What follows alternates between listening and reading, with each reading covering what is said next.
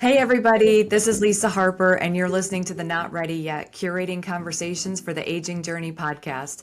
This is the show that changes the conversations we have with our loved ones about aging and life decisions. Let's have more honest conversations where we speak the quiet parts out loud. Today I'm joined by Heather Clark, who has spent over 20 years helping people navigate their financial lives with clarity and confidence. She's the founder of Next Step Wealth Management, an independent firm she built to focus on what really matters: education, partnership, and personalized planning. Heather is passionate about building relationships and being part of her clients' journey, not just their numbers. When she's not working, she's likely coaching middle school runners, supporting veterans and first responders, and rescue dogs through a local nonprofit. Heather, I'm so glad you're here today. You have a heart for helping people make confident, informed decisions, and that's why we are here to talk about this very important topic of the timing of when to take your income resources. So this is the action, things to consider, and the impact it'll make. Thank you for being here. Yeah, thank you, Lisa. I appreciate the opportunity. I think, everybody's situation is so different, and you and I could be the same age and the same place in our marriages and same places in our careers and the same number of children and, all these things that on the outside look like we are the same. But what drives us, what our needs are, what our goals are, those are so different and individualized. And so one of my biggest pet peeves when I'm talking to folks or when I hear things even on the radio or other podcasts where someone makes a blanket statement about you should do X, Y, Z. Social Security is a big thing, right? You should take Social Security at this age. And my first initial reaction is, but what's your situation, right? So I think looking at your needs, your resources, your life, like all these things are so individualized that you just really can't go off of what your neighbor or your friend or your brother or whatever, your coworker did, because your results and your process is going to be different. And so I think really that's kind of the key to making those decisions on where do I draw from and how do I draw from it, and are taxes a consideration or not a concern. There's so many pieces to it. Our financial lives are so complicated and so layered, and so I think this is a great topic for folks just in general. It doesn't really matter what your age is, but certainly as we go into those retirement years and transition into all the things, that next stage of our life, right? So Everybody's so different, and they've done different things along their life to get ready, to be prepared. I've heard this exchange in person with people that they didn't know what to do, but they did what their friend or their neighbor did. Like they took this at 73, or they did this when you asked, the reason was because they knew somebody that did that. And I think that, like you said, for clarity's sake, for everybody to understand how individual this is. Do you want to start with Social Security? I think that's a great topic. I think there's a lot of misconceptions about Social Security. The first thing I always tell folks when we're talking about retirement planning and basically how do we source income in those years is that most people see Social Security as a tax, right? It comes out of their paycheck. It's one of the line items of money they pull out. Social Security isn't a tax, it's a pension. It's a government funded pension, right? So if you worked for a school district or if you worked for the federal government and you would have a pension, they take a certain percentage of your paycheck every month. And when you retire, you get a known amount. So pensions are what we would consider defined benefit type of program. Okay, we've defined what you get at the end. So with Social Security, anyone can log into their Social Security account. You can see what are your benefits going to be at 62, at 65, at 67, right? So Social Security is a pension. And so what happens is essentially, think of it as apple pie. Okay, that's the best way I know how to explain it. It's an apple pie. And they believe that a female born in this year, I'll just use myself as an example, a female who's born in 1969 is going to live until age 85. I'm just going to make up a number. So the actuarial charts, people say female born in this year, this is the life expectancy. My life expectancy could be totally different than yours, right? It could come down to family, genetics, it could come down to lifestyle choices, it could come down to being hit by a bus. I don't know, right? But what they do is they say, okay, we have this pie, and to use easy numbers, let's say if I retire at 65 and you're going to feed me pie until 85, I get fed pie for 20 years, right? So that benefit has to be able to feed me for 20 years. So if I take my Social Security at 70 instead of 65, they still think I'm only going to live till 85. So now I get a bigger piece of pie each year because now my benefit is getting paid out over 15 years versus 20 years. Because the idea behind it is that when you die, you've exhausted your pension. You've eaten all the pie. Okay. Does that make sense? Mm-hmm. Yep. So when I take it early, which you can take it as early as 62, now I still think you're going to die at 85. So now I have to feed you pie for 23 years. Right? So now my piece of the pie just got smaller.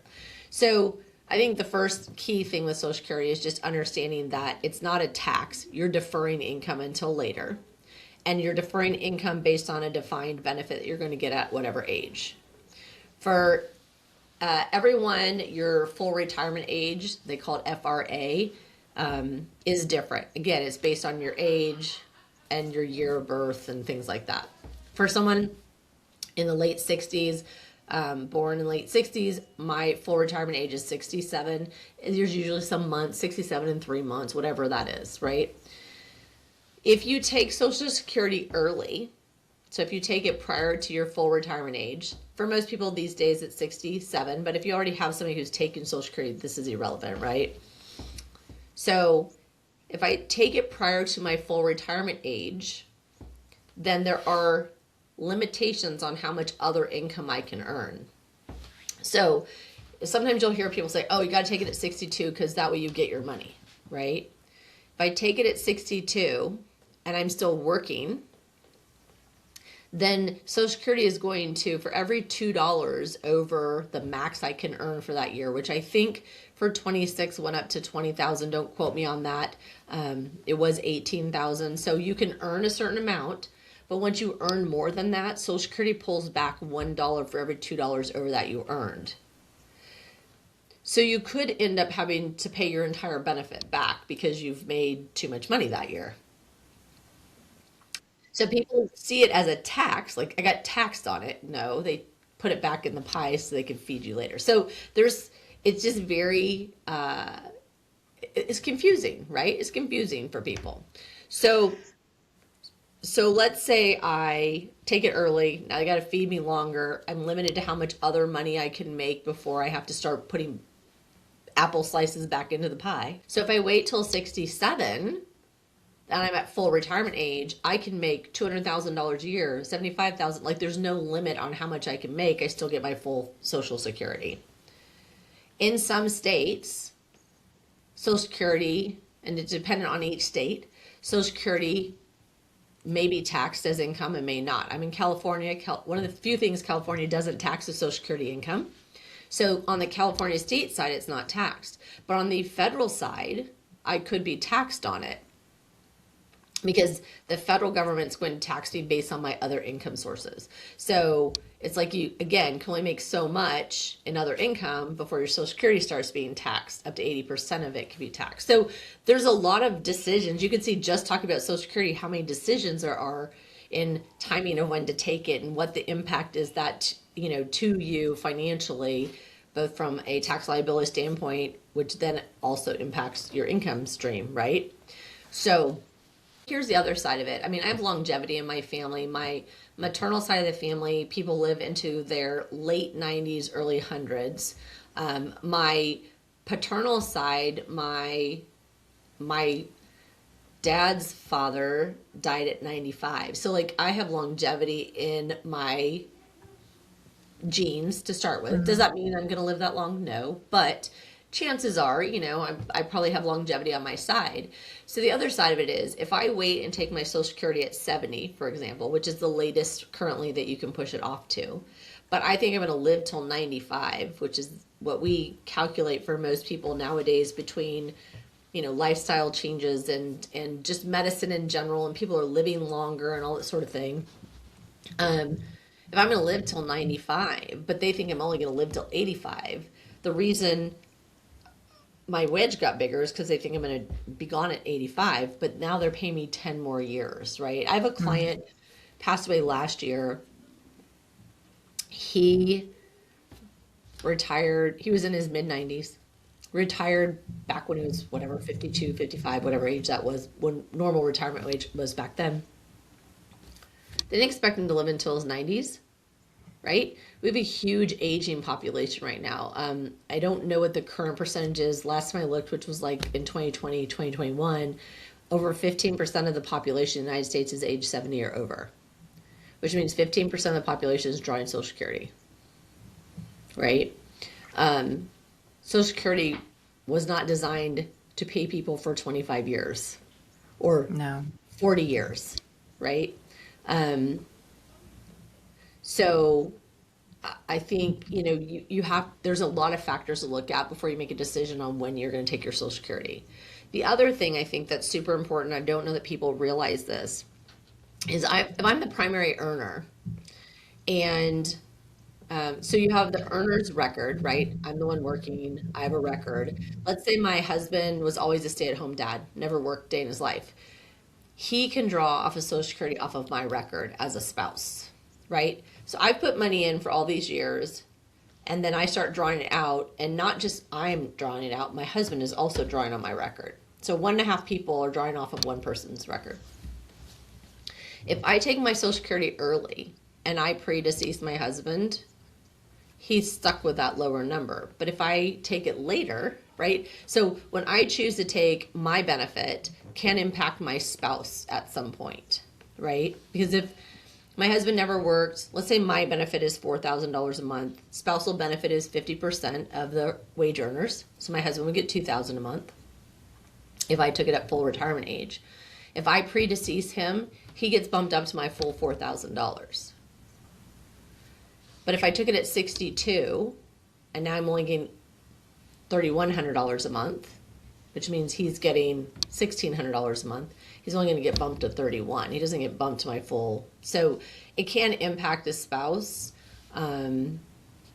especially when you have a spouse who, there was an inequality of earnings over those years, which is very common, right? Like one spouse is the primary earner, the second spouse tends to, and I don't want to categorize people specifically, but typically the woman, because she tends to be the one that stays at home or takes time off or works part-time or, all these other things, like her record tends to be smaller. So there's a lot riding on that decision on whether I take it now or later or, and I just think sometimes hindsight is 2020 and people will make a decision. But if we're working with somebody individually and we're trying to determine when to take Social Security, then we have to look at what other resources do you have. Does it make sense to push Social Security later? The latest you can take it is 70. That's currently that's how it's set up. At 70, you have to take it whether you want to or not. When I'm talking with folks who are like, let's say in their mid 40s or earlier, right? So mid 40s to early mid 20s, when we plan for retirement, I just say, let's not even count Social Security. I don't know what it's going to look like in 20, 30, 40 years, right? They've been making modifications to the program. It was not, again, built to support people for 20, 30 years of life. Always described to me as a supplement, not the only source of income. Right. Unfortunately, there's a lot of people out there that is their only source of income. So say you both worked and you both, put in, your records are kind of equal value. Would each independent spouse just keep on their own record? Like when do you say, I'm going to go over to your record? Right. So that's a great question. Essentially, what it's going to be is which record provides you the largest income stream, right? So remember, as a spouse, I get 50% of my earning spouse's record. So again, if my spouse is 4,000 and my benefit as a spouse would be 2,000, but if my own personal record is 3,300, then I'm going to take mine, right? I still am going to be attached to my husband or spouse, because what if they predecease me? Now I go from 32 to their 4, right? I still get that bump up. I don't get both, but I can get the increase. And something else you referred to earlier was a table.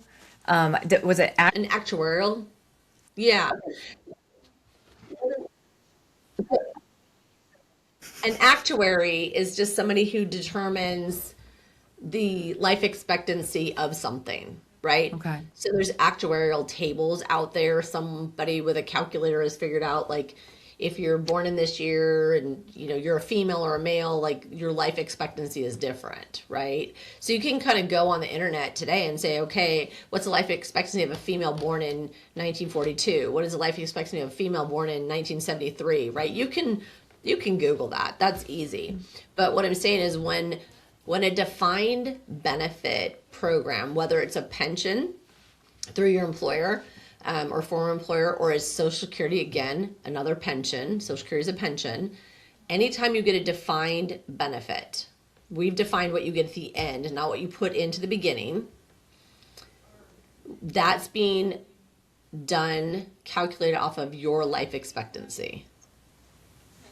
Okay. Because in a pension situation, not to switch subjects, but in a pension through an employer, if I say, well, I'm taking this over my lifetime only, and I walk out the door and I'm hit by a bus, they made no payments, the money's gone, right?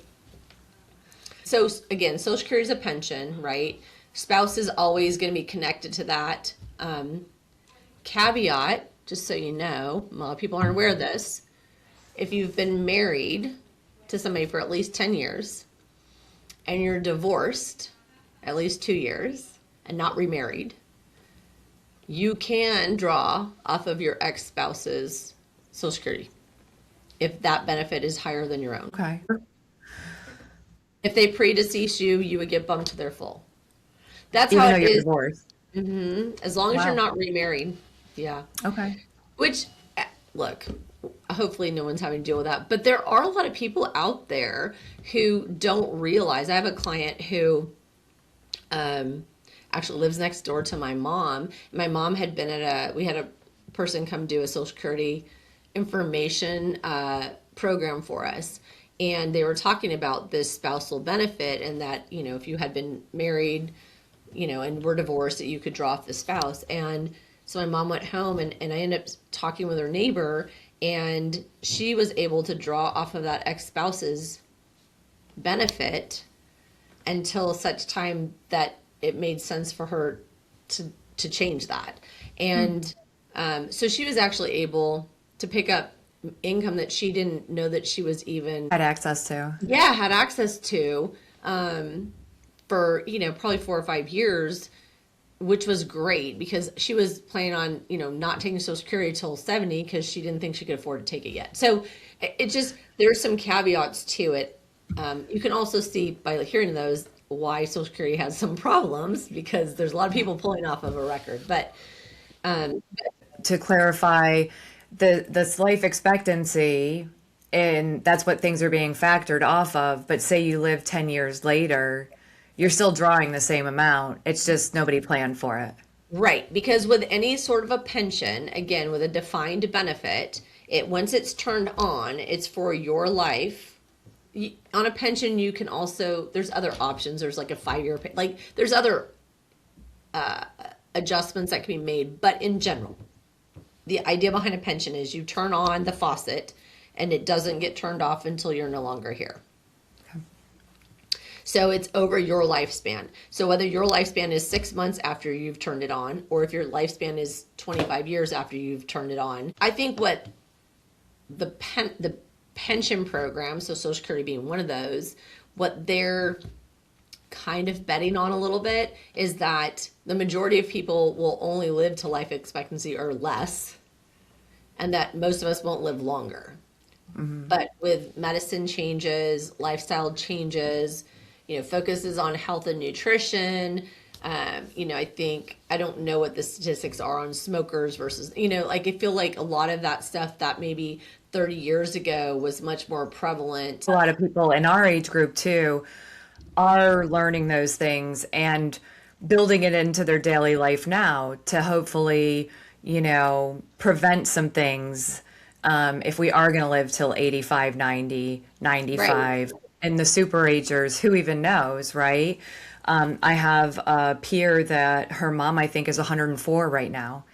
It's like, who goes, I'm going to live to 104? Maybe some people, but love to talk about the pensions that are work related that somebody earned. And I think those are more extinct. How many even people out there working now are even offered a pension from their employer? But is there anything in the Social Security world before we leave that? I think when you take it is dependent on other things. When you're trying to determine when to turn that on, I know a lot of people go to Social Security and talk to somebody at Social Security. Great. I would talk to a financial professional like myself, only because we can look at your other resources and some other factors and help you determine when does it make the most sense. Yeah. Okay. Yeah. So the work pension, if you could go into just some high level thoughts on that. yeah, sure. So I would say nowadays, not a single person in the private sector is going to have a pension. It's just too expensive, right? Businesses, corporations don't carry them really. Very few organizations. Public sector is where you're more likely to see pensions. So government agencies, state organizations, school districts, right? Any public agency.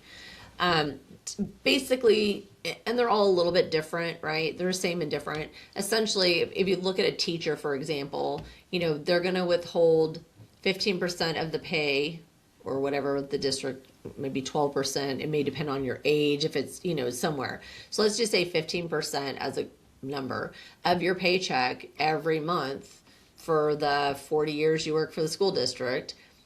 At 62, most teachers that I know retire about 62 because that's when they've maximized the ability to take pension. There's a defined benefit that you're going to get. You retired, they turn on your pension. You start getting those payments, right? So the idea, again, it's better than Social Security, but it's typically not going to be 100% of what you were earning when you were working. It's, targeted at 60 or 70%, right, of what you were earning. Each employer has a different calculation structure, but essentially it tends to be like number of years of employment you get credit, a percentage of your final pay. So there's just different numbers involved in that. Then when you're getting ready to retire, what happens is you start looking at what options you have within the pension. Okay. There could be a mirage of options for you. The ones, what I do with folks that have pensions, and we'll say, like, you have 5 options, 10 options, 3 options, whatever those are. Let's narrow it down because it's just way too many things to look at, right? I don't know if you guys have Cheesecake Factory back there.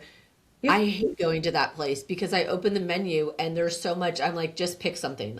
There's just too many things on that menu. Give me one page of In-N-Out burgers. Here's the menu and I can pick, right?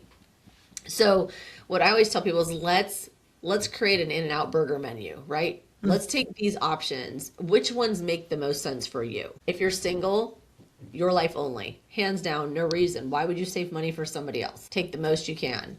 If you're married, now you have options. You have your life and your survivor. It depends. Is your spouse older than you or younger than you? What is your spouse's health situation? What's your health situation? Again, a lot of factors, right? So essentially what happens is, in a nutshell, and this is super generic, I guess. If I take it over my life, it's going to be the largest payout I'm going to get. Okay. Because they only have to guarantee over my lifetime. They think I'm going to live till 85 or retire at 65. They're paying me for 20 years. Is done. If I take it over my life and my spouse's, right? Typically what happens is the payment's reduced. What I get is now less because they have to now make sure there's money there for the other person too. Okay. So if I take it over my life and my spouse's, if my spouse predeceases me, I still get the less amount. There are some plans out there that will retroactive bring you back to the single life, but I don't see them very often. It's mostly, think of it this way. You turn the water on at whatever stream it's pouring at, and now it's stuck and it will never get changed. It'll never come out with more water. So yeah, there's usually 100% joint survivor. There's a 75% joint survivor. There's a 50% joint survivor. So whatever that percentage you want the spouse to get, should you predecease your spouse, that's how it's going to adjust your payment, right? Okay. So just using easy numbers, let's say if it's my life only, it's $1,000 a month.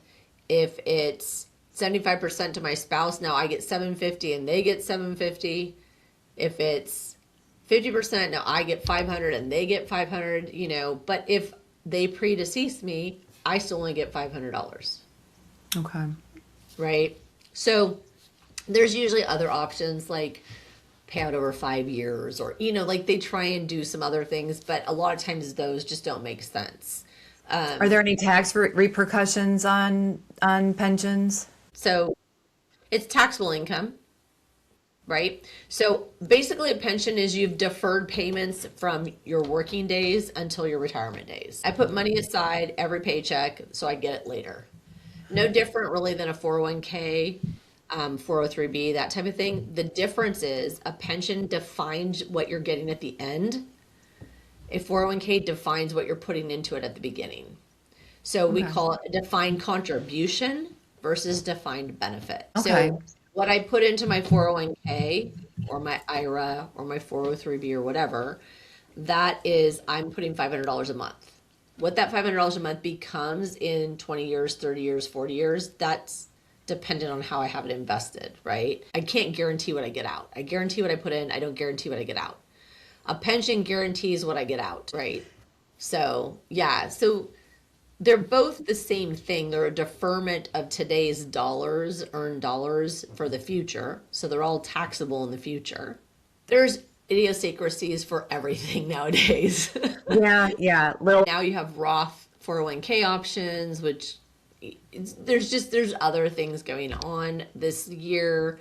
2026, IRS changed some rulings so that if you're max funding your 401k or 403b, and you're doing catch-up provisions, your catch-up provisions have to go into a Roth if your income is over a certain amount. Like there's modifications, right, that are constantly happening. But in general, a pension and a 401k group retirement plan is taking today's dollars that I'm not paying taxes on, pushing it for the future where I pay taxes on it out. So if I have a pension and a 401k and Social Security, like when do I turn them all on the same time? Do I turn them on at different times? So Are you still working? Right. Am I retiring from this job but going on to another job? I mean, there's so many moving pieces to it. And I always go back to that puzzle analogy. I think we talked about it last time. It's like, let's just dump all your puzzle pieces out, figure out, are we missing a corner piece? Like, what do we have? Because there's ways with your pension, and I backtrack a little bit, but like with your pension, we're defining an outcome, right? So we're going to say you're getting $1,000 a month for the rest of your life. What if your spouse is 10 years older than you? But you're like, yeah, but what if I walk out the door tomorrow and I get hit by a bus, right? And my spouse gets nothing. So there's ways that you can insure your pension to ensure that the spouse still gets. I mean, there's just, it's not, I wish I could just say it was a black and white picture and this is what it looks like, but there's just so many pieces to it. And I really just think that's, there's so many professionals out there like myself in these communities, in neighborhoods that can sit down with you and look at your situation and your pieces and help you figure out a plan, because we don't want to work for, good golly. I mean, my plan is to work till 70. So, but I also think I'm gonna live to 95, right? So I got another 14 years to work, and I don't want to work all those years and I get to the other side and now I have to sit at home and read a book all day and eat Cheerios because I didn't plan to do the things that I wanted to do when I was on the other side of that. Yeah. You know, you don't want to save all your life and then not be able to do those things that you've been waiting to do or wanting to do. So, yeah. And like you say, I've heard people say if I would have waited another 6 months, I'd have this much more money. Yeah. I mean, right. If you just go back to Social Security, right? A pension. If I take Social Security at 67, my payment might be $2,500 a month. If I wait till 70, which is 3 years, so do I have resources to fund me for 3 years? My payment might be $3,500 a month. I mean, I've seen clients where it's, it's $600 to $800 more a month if they wait. Again, just looking at everything. They're defined. If you go on, so you can log in, and if you haven't, I always recommend people set up their Social Security .gov personal access page. I've been told years ago that if you set up your online access to your Social Security account, it helps protect your identity because now someone else doesn't go in and set up as you. And they have a dual authentication program, so it pings your phone, and you have to get a code. But you can go in today and look and see what your benefit amounts are.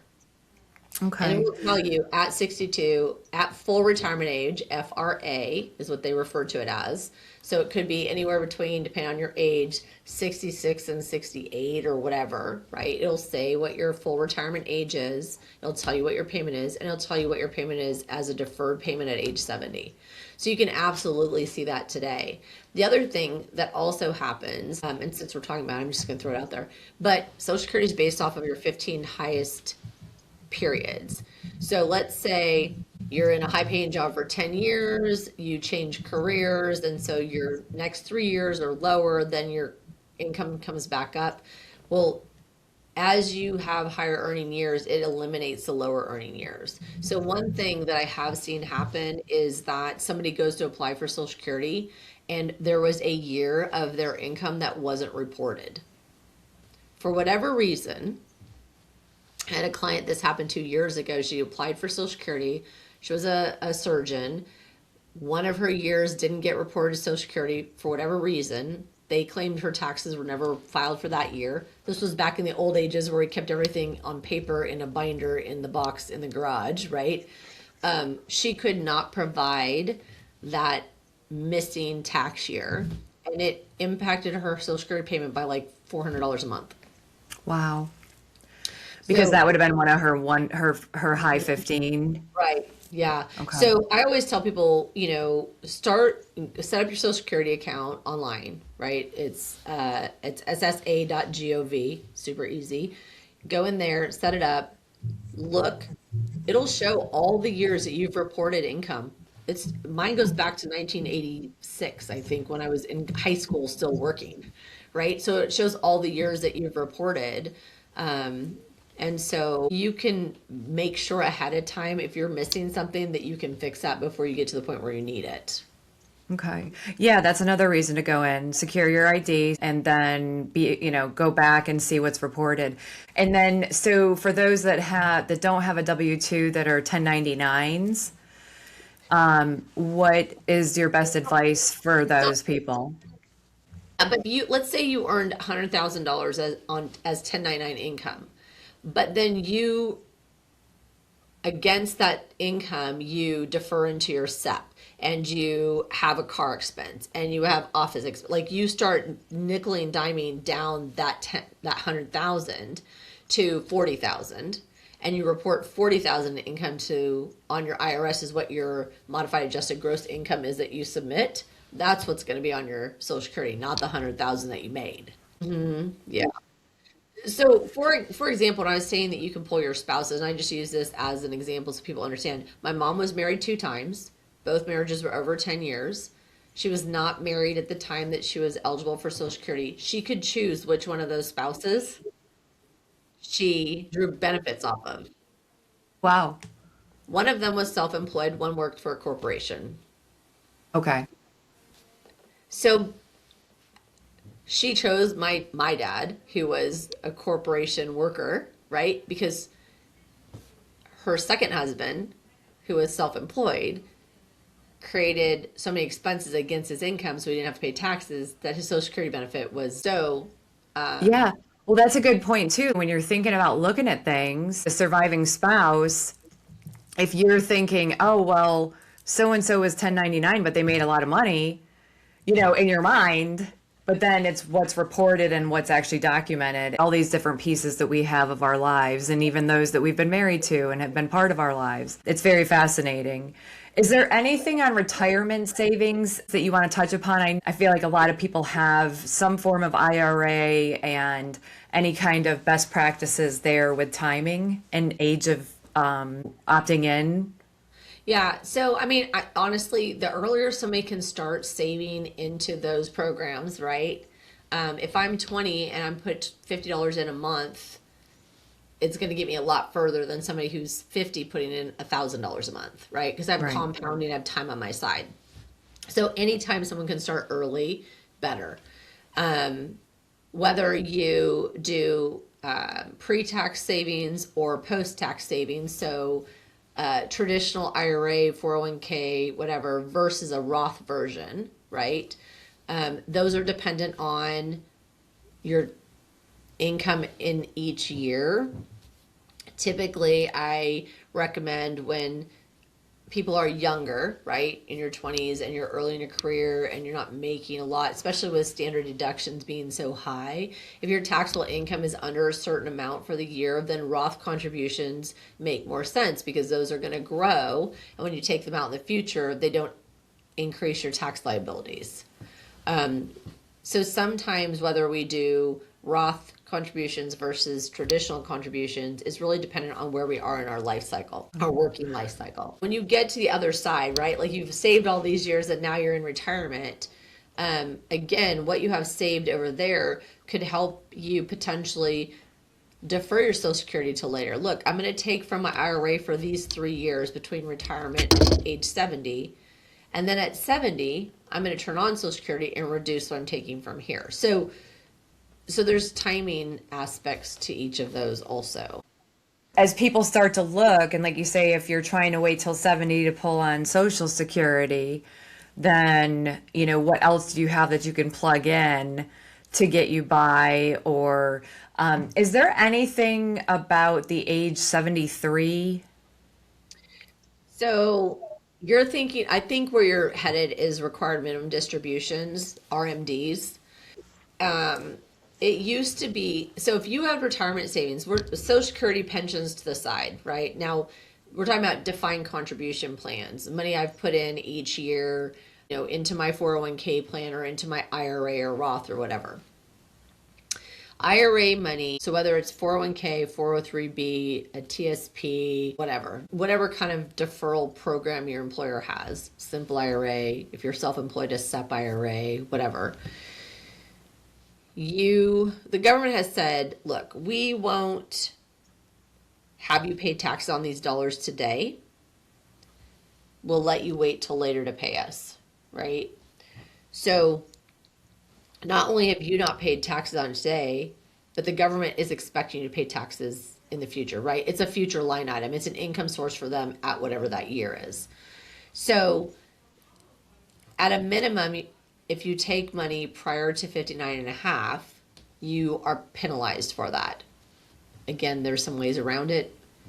There's something called a 72T, but again, you start getting into like these offshoots of what's happening. So in general, prior to 59 and a half, if you take money from your retirement savings, those monies that you've set aside to use later, there's a 10% penalty on top of your income. So if you're in a 25% combined bracket between federal and state and a 10%, now you paid 35% on whatever you took out. Once you are over 59 and a half, there's no penalties for early withdrawals, but there's tax income right? It's taxable income for you. So it gets reported, you pay taxes, state, federally, whatever. Prior to 2019, it was you had to take money out by the time you were 70 and a half. And the reason I bring this up is because some of the listeners may have parents that are in their 80s now, and you're like, well, what?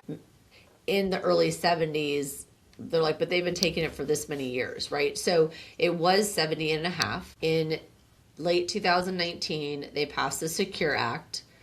The Secure Act had a number of different things in it, but one thing specifically was they moved the required minimum age to 72. Then in 2022, they passed the Secure Act 2.0 because the government likes to, judge things a little bit.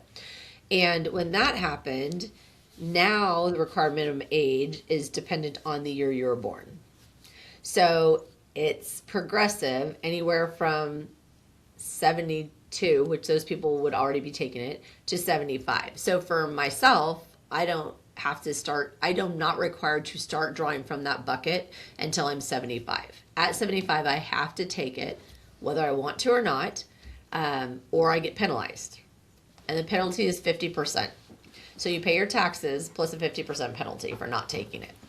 Again, remember, the government's relying on that income source, right? They've penciled you in for January of whatever, 2037. And when they don't get that income in that year, they're going to penalize you for doing it. Okay. So, it depends on your age, right? The best thing is when we're working with somebody is like, say, for example, I could take you, I have a calculator, I can put your birth date in, your current value of your 401k or whatever retirement savings you have. I can put if your spouse is your beneficiary, I can put their birth date in. It will calculate and tell me what age you have to take distributions. Okay. So if someone's not sure, then there's calculators online. You just look for an RMD calculator. Schwab has a great one that's online. It's super easy to use, but and you can do a 10-year projection. You can do a lifetime projection. Like you can see based on what your value is today, and you can assume certain rates of return or whatever, and it'll tell you what those will move to. So again, that's one of those things when you're looking at income sources and where do I turn on the faucets, right? What faucets do I turn on first, or how much water do I turn on from each faucet, is really looking at what those things are going to look like. Because what I have seen is someone start Social Security and they push off their 401k, 5 years, whatever. All of a sudden their 401k kicks in and now their income just went up to here. So one of the challenges with that is that your Medicare premiums are also based off of your reported income.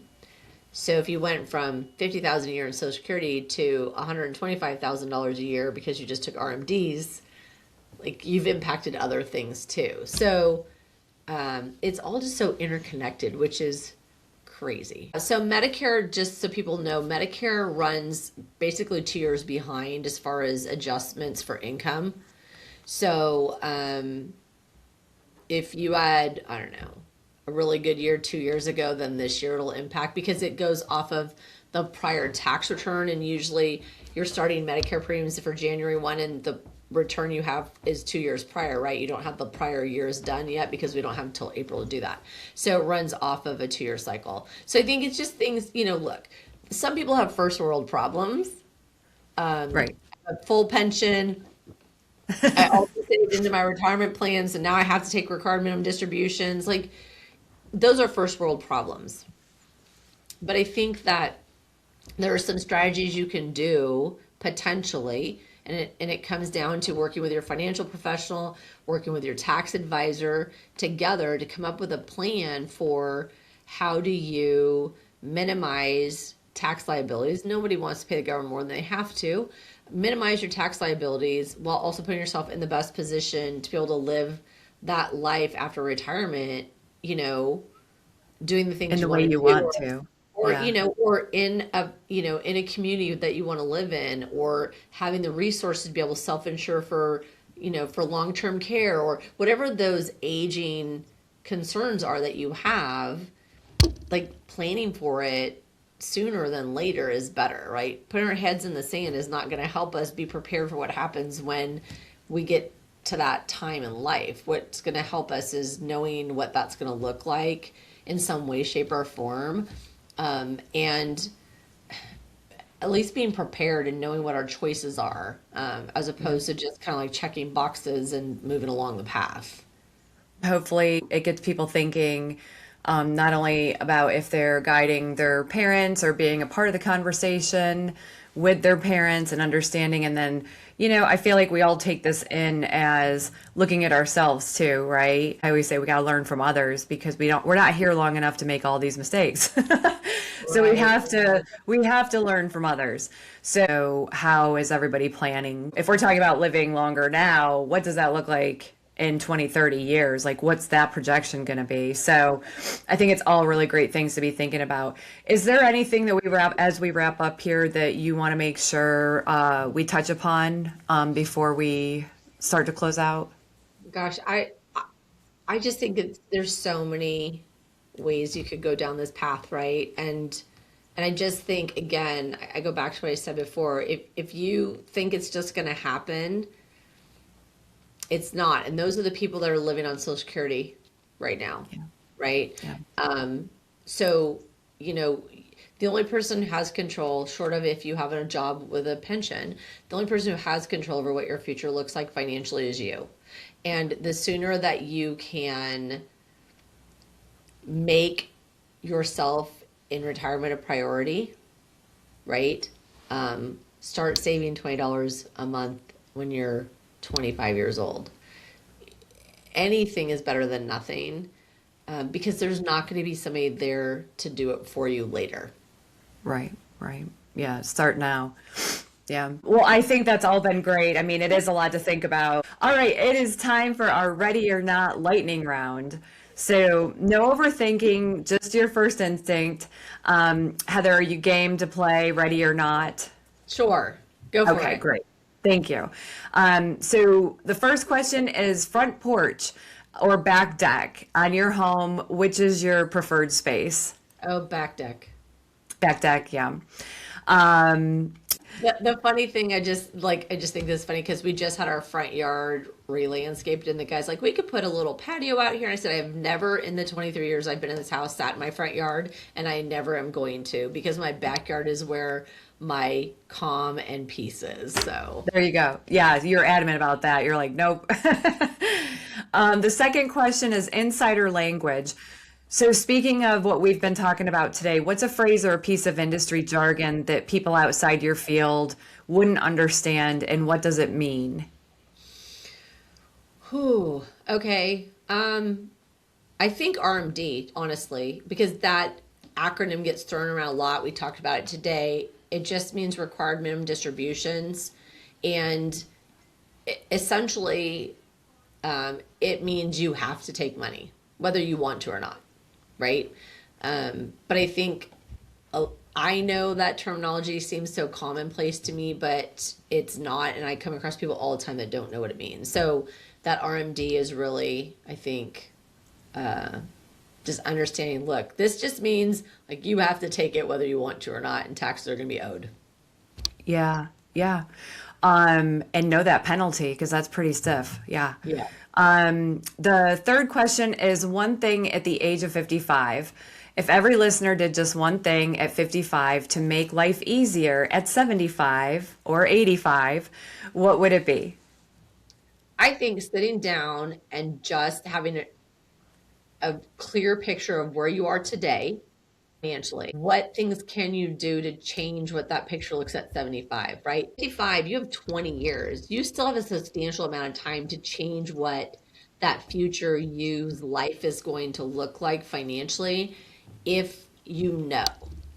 Like, if you know, because again, I could sit with you and say, okay, here's what you're doing right now. What if we change this by, I don't know, pick a number, $500 a month, $100 a month, whatever that is. How does that change that picture? And just making that one little tweak is going to show you what it's going to look like in 20 years and beyond that, right? Because we don't spend all our money when we're 75. But yeah, I think having a precursor of what you've been currently doing what position that's putting you in at 75, because I think you And still what have can you do to alter it? Yeah.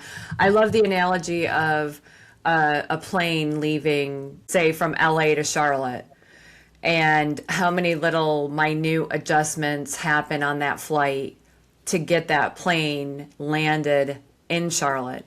And I right. think of that as like, like you say, like, what have you been doing up until 55? And then if you continue doing that, what's that trajectory? But then if you alter it just this little bit, then where does that get you? So it's like, I love that. And again, yeah, that's why I ask it, because those 20 years, if we can really make a different impact on that 75 later part of our life. I just love that question. I love all those questions because I feel like all we do is, we're making small decisions all the time, and it really does shape how we set ourselves up for later in life. And so I think that hopefully something here today resonated with someone. I thank the listeners for staying on with us till the end. Some of this, it's hard if you didn't grow up in a household that talked about these things. They have to be thirsty to go get the information.